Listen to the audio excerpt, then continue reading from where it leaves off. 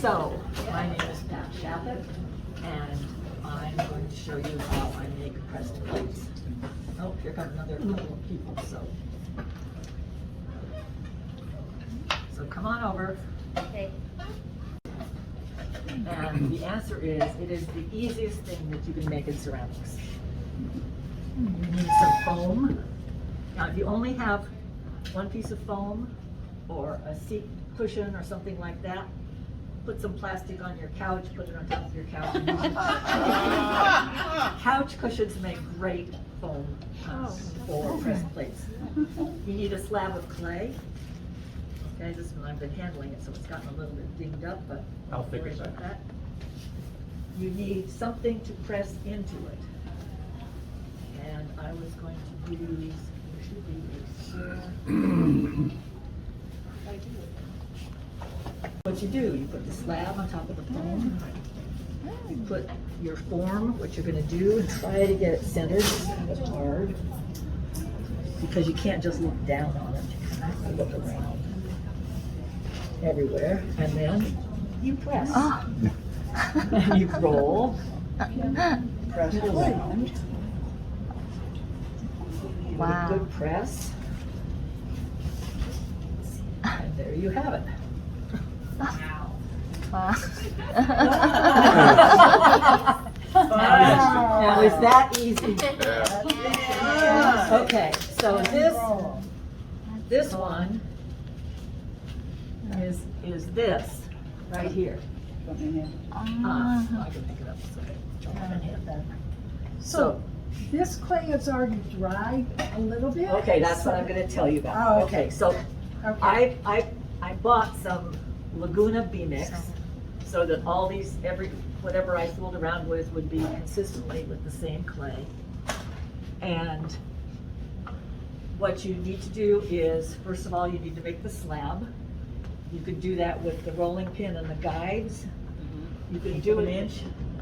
So if you want a 1/4 inch, you just put it down and roll it. And it rolls it smooth all the way to the edges.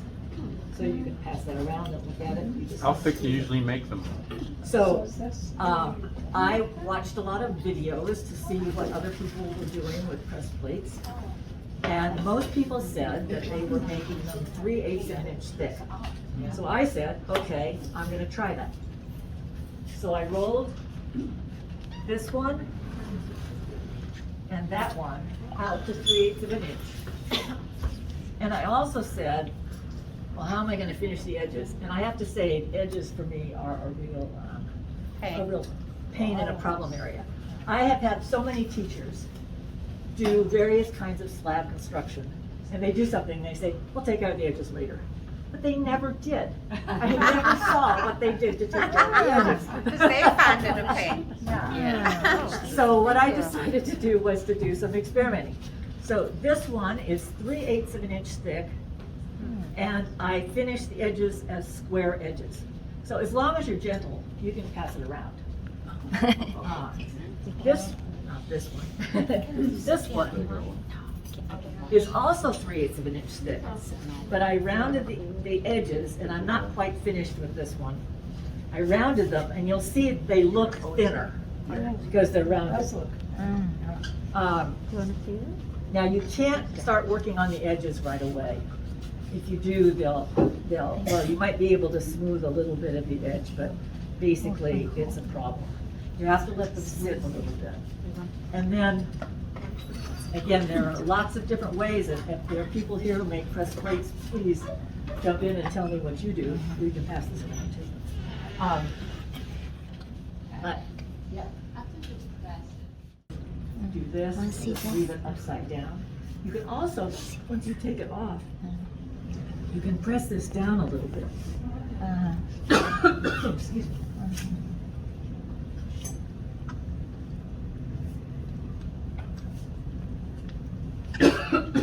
Excuse me, I have a throat problem, but I always press this down if you want it to be not as relaxed.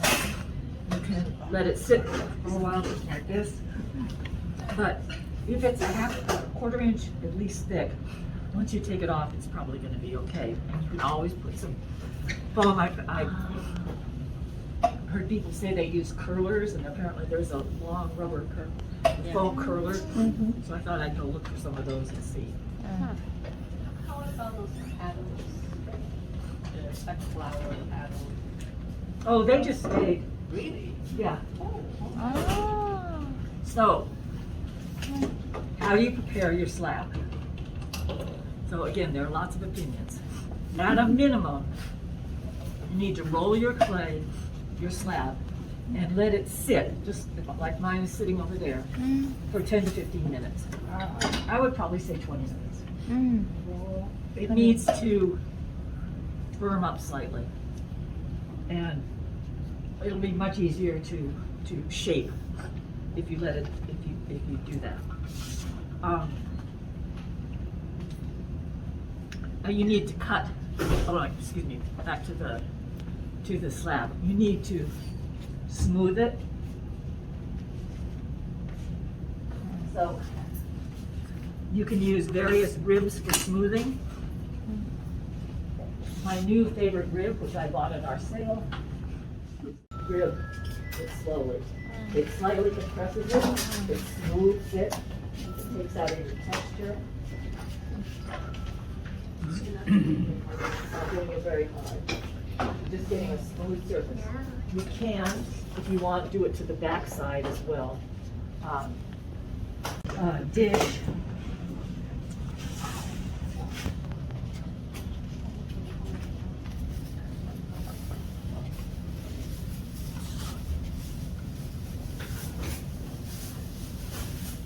You can also do it at this point. You want to take out that texture. Or fingerprints or anything else. Cracks. If you let it get a little too dry and it cracks, rivet. What do I like to rivet with? I like these mud tools ribs for that. I personally like a metal rib for smoothing and compressing. And then I like to use a mud tools rib. I like the yellow one. Red is okay. You know that they're color coded. And each one gets firmer. This one I thought was going to be great, but it's not. I don't like it as well as the others. And a lot of people just use the metal rib. You can also use a credit card. Credit card will also. So if I want to texture that before I press down into that, do you run into any problems of it? That's Rubbing out, that's or- when you texture it. As long as you leave it, in that case, I would say leave it at least 20 minutes before you texture it. And then texture what you want. And then when you press it, it's actually, you'll be surprised, but it's not gonna hurt the texture. Okay. So, I will texture one for you later, but let me just point out that this one, so this one, I said, okay, I'm gonna texture it. And I used this mat. And I peeled the mat off, and I said, that is so boring. That doesn't look like anything. So I just took a roller and rolled it right over the texture of this mat. And I said, oh, I like that. That worked out just fine. And you can always use different textures and combine them in different ways. How do you do this texture? Yeah, with the backs that too. Okay, that one, I'll come back to that, Okay. but I will tell you. Now, is this what you like Yes, after you rolled it? So before you rolled it, it just didn't have enough definition? right. Okay. It was just these little kind of oblong blobs. I just thought it looked boring. Okay, so how long can you leave your slab to firm up? I left one for half an hour and had no problem at all. I thought, well, what would happen if I wrapped it up in plastic and left it overnight? And that's what I did to this one. And this one was a fairly thick one, and it's still pressed, but this was what I was using to press it. and it was too stiff to evenly come up around the bowl. But I thought, well, I kind of like that. Yeah, nice. But I would say then, so leaving it overnight is gonna be too long. Leaving it overnight is better for, I can't remember now the designation term, but you can get, there are various forms of hard slabs for building different things, and that would be better for that. Okay, so what are you gonna use to press your plate? We have some wooden forms. We also have some that are like plaques from the craft store. If it's a hard edge, you're gonna have a hard line like this. Like that one there. With the little tea light holders. I made the first one, which is the white one. And I said, oh my goodness, I forgot I have to have something to push down on. So I grabbed a plastic cup, filled it with clay, and pushed, and that worked fine. And I wish I'd taken a few more minutes because it would have been a fine stamp, but it's uneven on the bottom. So I'll have to make another one. But that worked fine. At home, I used a little, oops. Trouble with water, it's clear. I used a little dish that had just a very tiny foot ring. And I used it on the other two, and I liked that, the way they came out. Did you use a stencil? I used a cookie cookie cutter. cutter? Yeah. For this one, I decided that I was going to make a spoon holder out of the heart. So I cut out the heart, and then I used a pony roller to lengthen it a little bit and spin it out. Here you can see that it's thick on one side, and then it gets thin. And then what I used, so then I just used my thumbs to pull up the sides a little bit, and then that's what I used to press it into the foam. I set it there, and I pressed into the foam. So you can use all kinds of things.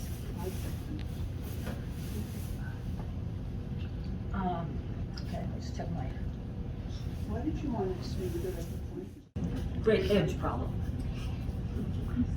So, number one is you can't really do good edges if the clay is still wet. It really has to have gotten at least to a soft lid or hard or just short of that. And what I discovered is that if I want to smooth a square, a right angle,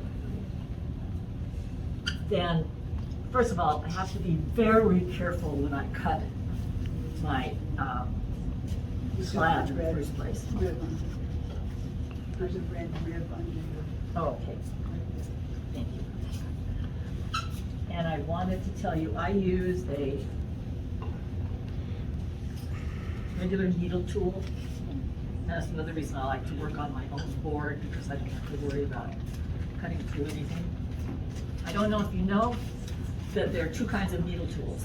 This one is firm, silver. This one with a wooden handle is quite flexible. Some people like the flexible one, so I like this for some things, I like this for others, but for this, because if I want to get nice straight edges, I want to use this one. You can also, according to YouTube, use a knife, and whenever we talk about knives,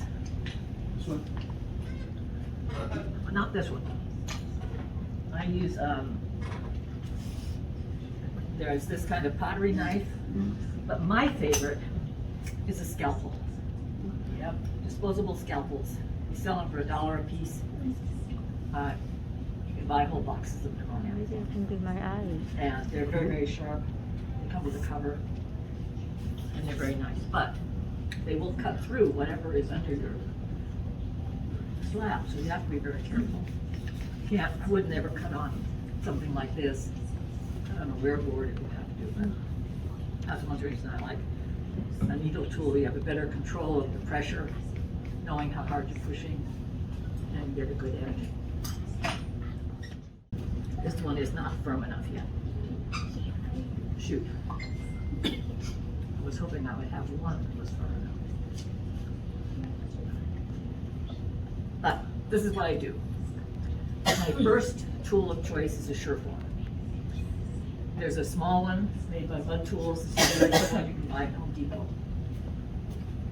If I want to have a curve, this will shred the edge, and I'm just going to do it even though this isn't firm yet. And this will begin to take off the edges. But you do get lines. So what do you do with the lines? Because you can't, you know, some people manage to just work it with their fingers, and if the clay is softer, you can do that. But if you let it get slightly firmer than that, then what you can do is use a serrated rib, which also comes, by the way, in two, you know, flexible and stiff. And you can score. And then you can use either a rib with a notch, and just to prove it would work, I made one at home. Just cut a notch. And when you drag that over, that will smooth out the scoring and help to round the surface. So So after if you you want press to the, look at that, you can see that that's gotten much rounder. after you press the bowl, about how long do you have to wait before it gets like leather hard? And do you just let it dry, or do you put a bag over it? No, you don't put a bag over it. You could, I would just let it dry. And I would say for 45 minutes to an hour, Oh, okay, so not very long. during which time you're pressing other plates. You can put it outside, right? If it's a sunny day, and you can just keep an eye on it.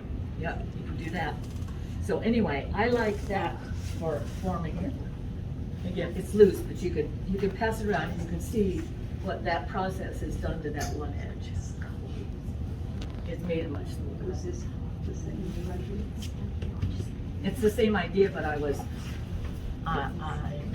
this one get a little bit too firm because I was dealing with this very thick clay and I wasn't sure exactly. I would have done it a little bit earlier. So is this the thickness you usually? Okay, well, okay. Look at this. I don't really like this in here. This is, you know, it's some wood texture or whatever. What am I going to do with that? So the tool that I like for that is this. I don't know if you can see it, but it's a square, but it's turned on end, so it's diamond shape. And I like to trim this line with that tool. And then I'll use my rib to smooth it out.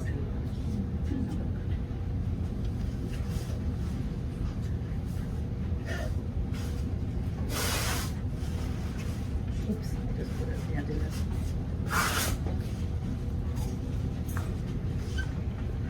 Okay, so again, I could use a little more work, but you can see that the line, if you compare this line to these, this one has gotten much cleaner.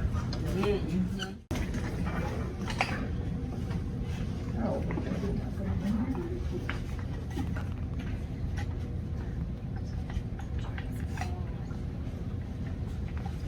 Well, I have some larger ones. I don't know what happened to it. But at any rate, you've probably seen these tools that have a little, yeah, the wider one works a little bit better for smoothing. But this also works for cleaning up these little raggedy places in your plate.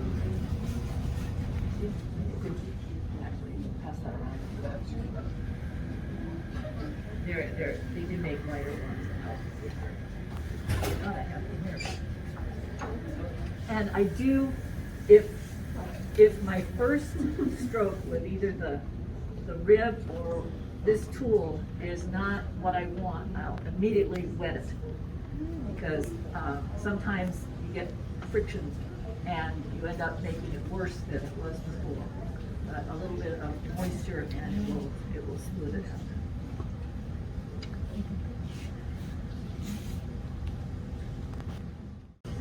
So.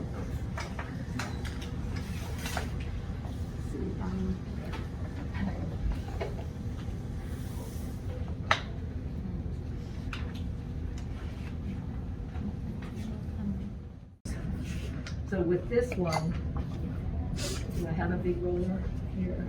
No.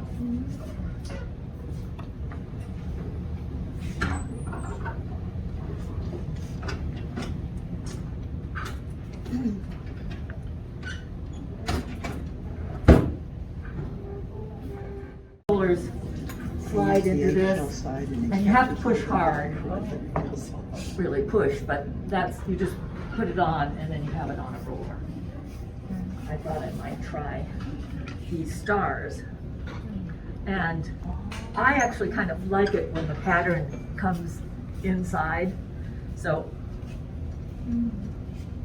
if I do this pattern, I'm hoping a little bit will spill over.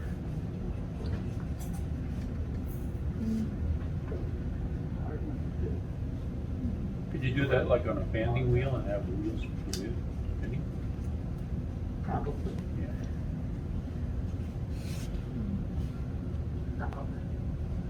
Uh-oh.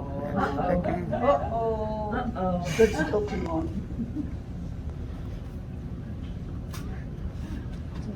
little baking powder would have helped.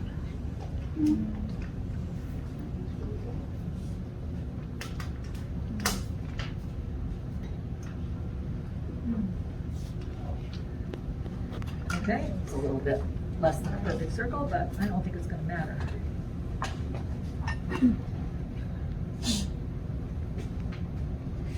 Now she tells me I need 2 of those. Should have bought 2. Well, but you don't have to have 2. You know, they're a problem. I have 3 of them at home, and it's like, where do I put them? The center, get it?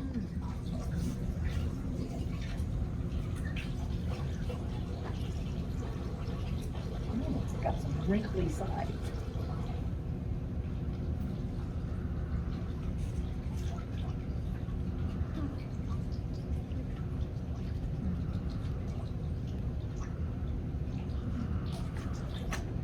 Okay, so what I'm gonna do is move those sides out. So now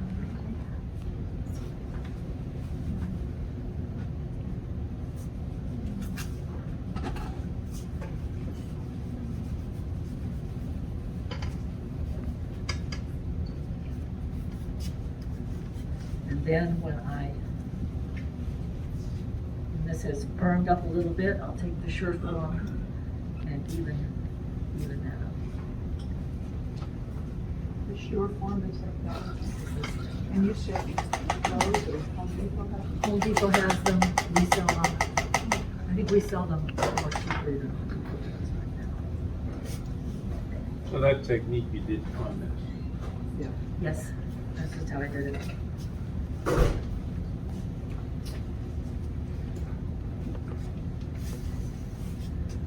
Okay, and then we'll let this set up more. Oh, I wanted to tell you, so at some point you're gonna have to turn it over and write your name on the bottom, and if you want to rip the bottom.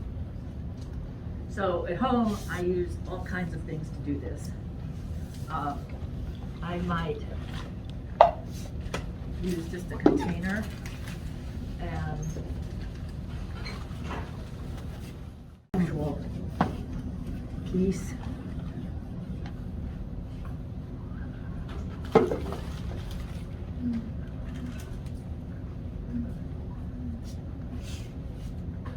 And set it there. And I can also then check that I'm happy with my edge on the bottom. If I'm not happy right there, I'm gonna have to fix that. But that also allows you to put your name on the bottom. I use all kinds of things. I use cans. Pat, so how much bigger than the form. So you have to have the slab. Do you have it? I'm sorry. It goes to the end of the. Well, you kind of find out by experimenting. You can't get a really deep bowl with a pressed plate. When there are people who will just cut the slab the same size as this, but that actually only gets you yeah, I prefer to cut it larger. If it doesn't work, I can always cut some off.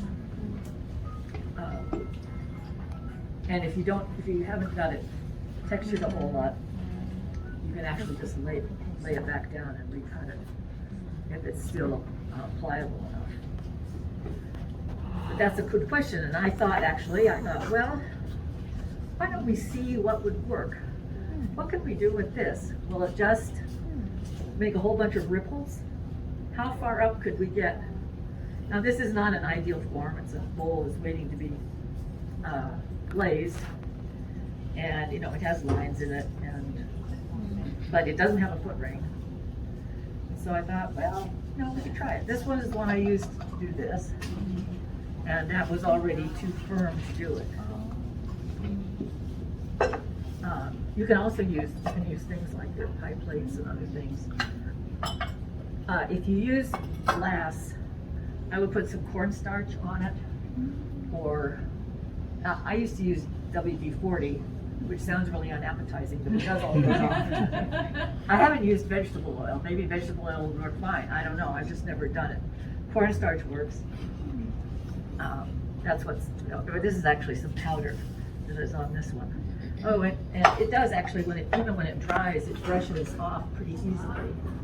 And I was going to show you. This is my favorite brush for brushing off. It's a shaving brush, but it's really good because it gets in all the little holes, and it's it's wide enough to brush effectively. I like it much better than paper for doing that. What do you use to make a clean name thing, just so that you don't have all the little things coming out? Well, actually, I think that I don't think it's possible to get it absolutely clean. I think that, it's recommended that you use a ball stylus. Okay, so here's a ball stylus. It's just got a little ball on the end. But I actually find that this leaves as much junk as many other things, but a dull pencil seems to leave the least. Susan, the teacher the other Sunday and I use it as a little piece of plastic. Oh, that's right. You put plastic on it. And then trace on top of that, and it's pretty clean. Yes, that is pretty clean. If you put down a thin piece of plastic, like the vegetable bags that they sell in the Cleaner market. bag. That's true. I never think of that when I'm signing, but yes. Suppose I was going to say, let's try this. Okay. You need a circle. How big a circle? How big a circle should I make? That big? So I think I should put in some cornstarch. So I think it can stick. Can I ask you something? See this one? Yeah. This one is a lot shallower than this one. Right. And why is it? Because the form was different? Or that might have been the same form. I'm not sure, but I think that when I lifted it up, I wanted a flatter plate. Yeah. So, I changed my mind. Manipulate. Yeah, and you can leave it. Maybe the bottom just flat, you don't have it up behind. I leave it flat, but you can put a foot ring on. Oh. There's no reason you can't. As soon as it's leather hard, and you can roll a coil, score and slip, and all of that. Your coil shouldn't be wet. It should be also drying. For that size, if you do flat, it will dry flat. Pretty good. Well, what I do is I weight it. So we have a whole box full of weights over there of all different sizes. So I'm going to try this. See what happens.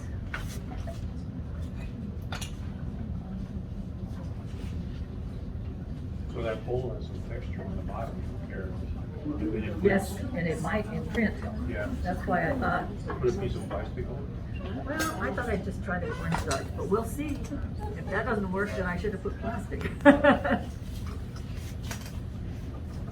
so. Oh, I'll just do it over this handy pipe leaf. And I brought a brush. What if you brushed it on the clay instead of on the bowl? Well, I thought I'd do both, actually. You could do both? Yeah. This is like when you flour your cookie cutters.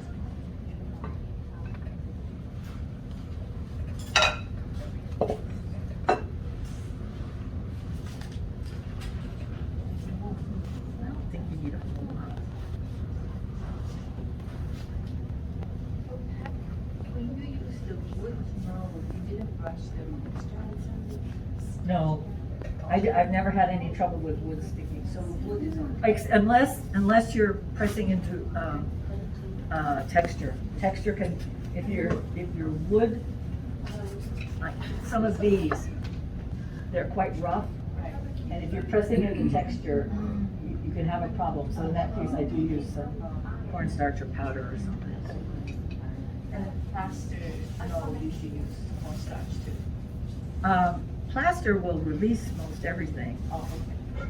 But I've never used plaster on a pressed plate because I suppose it will really thick, but I'm always afraid that plaster is kind of fragile. I wouldn't want to use a small one and have it snap as I press.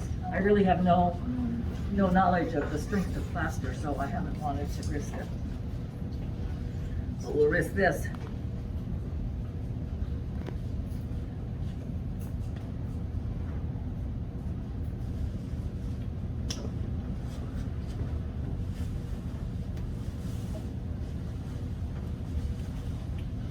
Just move it. Flip it up. Okay, I don't want to break my bowl, but if it breaks, it's okay. All right, let's see what happens. Oh, it looks like we're gonna have star-shaped.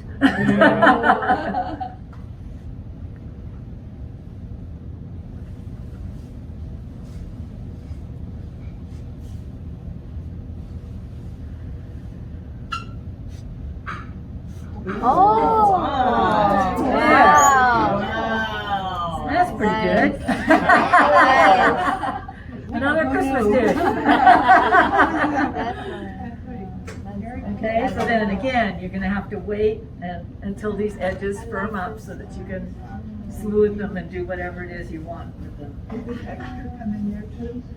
There's a little, whoops. There's a little bit, but I think with my rib, Yeah. I will be able to smooth that out just fine.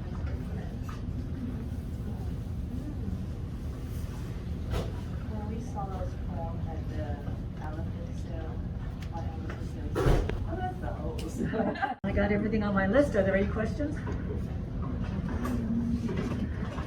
I heard you mention you just use B-mix. Why is that? Well, first of all, I think we're out of all kinds of other things. That's a good answer. But I know B-Mix to be a, no, it's not as fluid as porcelain. It's got more stability in it. Probably Stony would be really good for this kind of thing. I mentioned if I were going to use an aardvark, I'd probably use B-Mix with sand. But the ones I've made have all been with B-Mix, and I've been happy with the results. So, and it's a good, it's kind of one of our workhorse clays.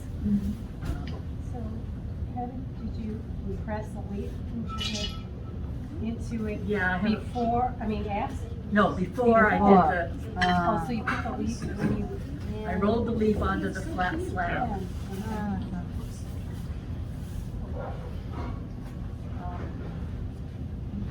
Other questions? Same thing here, the leaf got rolled on. Oh, that leaf, well, it Looks like a It cutout. did. That one did get rolled on. That is a stencil that we have in the cupboard there. And I only used a part of it.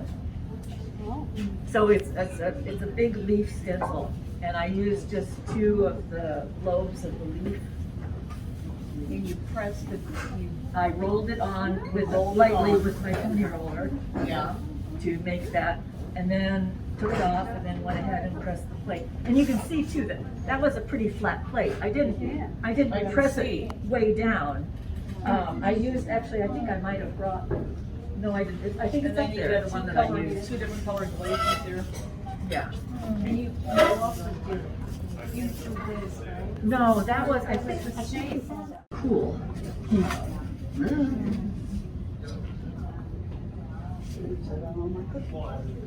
So, this one's on the wrong, the purple should be on the inside. So we'll just pretend the purple's on the inside. And then when you put your clay down and you roll it, everywhere is gonna be this, I think it's 3/8 of an inch.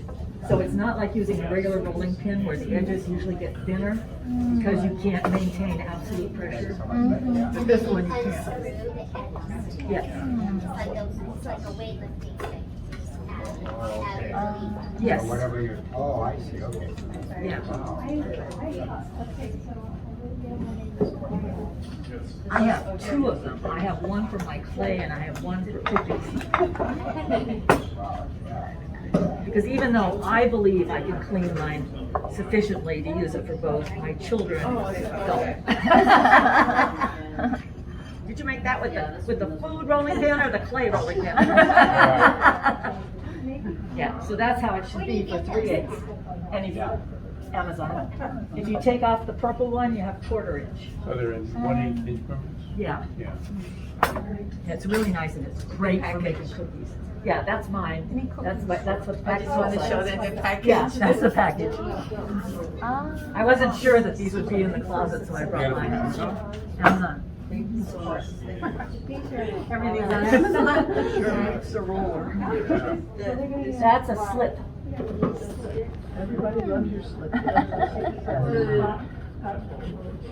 Which you want first, slip first or the blue? Okay, the blue is actually, so, I can't remember when you joined, but Shar did a demo on basically agate ware, mixing clays, and I showed how to color clay. So I like to color clay. I made this into a blue clay, Nazarene blue. And then I didn't have quite enough, so I used a little white here. But you can tell that it's blue clay because I couldn't tell, I said, what is that blue? yeah, Why that's blue is clay. that? And that was one of the things wrong with this. The first ones I made, I used a piece of the blue clay and it came out much better than using an underglaze. Interesting. And, oh, Do you use it's color with underglaze? Pardon me? Do you use color? I maybe. Oh, I use, if you're coloring clay, you use a mason stain, and you can purchase mason stains here, 2 tablespoons for $3. And what you do is, you have your mason stain in a little cup, and you add just a little bit of water and a little bit of water until it gets to the consistency of toothpaste. And then you take your hunk of clay, and you make a bowl out of it, and you put the toothpaste in, and you start to wedge, and you wedge, and wedge, and wedge, forever. And once you think, this is it, I'm not doing any more, you wrap it up, leave it overnight, And then wedge some more. and then you wedge some more. But, if you wet so much, would the clay get drier? you know, I haven't had that problem, actually. I suppose you could spritz the clay, but I haven't had that problem. I mean, you're just busy wedging and wedging and wedging and wedging. And you have added a little bit of water with the mason stain, but you're right, you probably haven't added as much as you're taking out. And you need to do it on a safe space because inevitably somewhere it's gonna squirt. So the first rounds of wedging, you have to really try to be kind of gentle and try to get that absorbed by the clay. But then once you've got it mixed in, it's just a matter of wedging forever. It's water soluble. Yes. Thank you so much. Blue clay So, my father made my mother a cake turntable for decorating cakes, okay, which I inherited, and this is what I use at home. But you can also, and I don't know what these cost now, but this is a Lazy Susan base. And you turn this hole around and then you can attach it to a piece of wood. And I don't know, it works much better when it's attached to wood. And this is an old one, so it's pretty noisy. But you can buy these at Home Depot. You don't have to buy a fancy one. Thrift store might have one. Yeah, who knows where you might be able to get cheaper, substitutes for banding wheels. And the silver banding wheels are cheaper than the blue ones too. Dave? Before people start to leave, if you didn't sign in, please do before you leave. Oh, yes, thank you. I thought he was going to tell me how wonderful it is. Wonderful.